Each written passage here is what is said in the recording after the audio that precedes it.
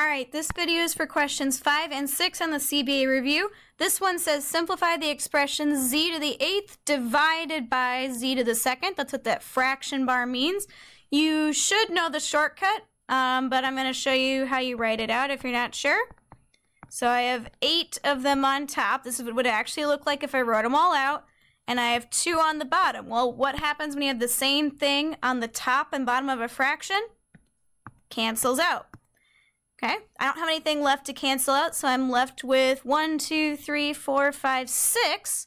So z to the 6th power is the answer. Your shortcut is that 8 minus 2 is 6. You subtract when you divide. So z to the 6th power is your answer. Number 6, this one, simplify square root of 32. We use jailbreak method to do that.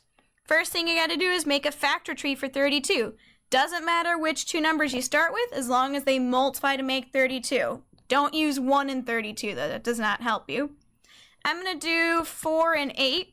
You could do 2 and 16. Those work as well.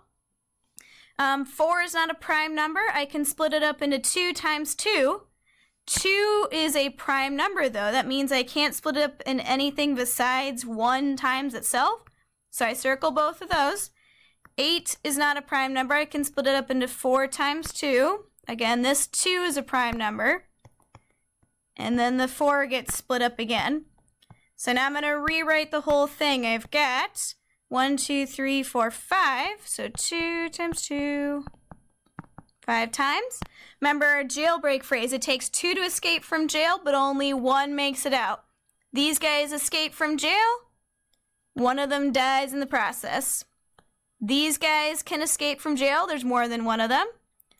1 of them dies in the process. Nobody to pair up for this guy, so he's going to get left inside the jail. So there's still a 2 in there. This one's gone. This one's gone. So now I have 2 times 2 on the outside. Simplify that down. I get 4 square root of 2 for my final answer. So there's my answer for that one.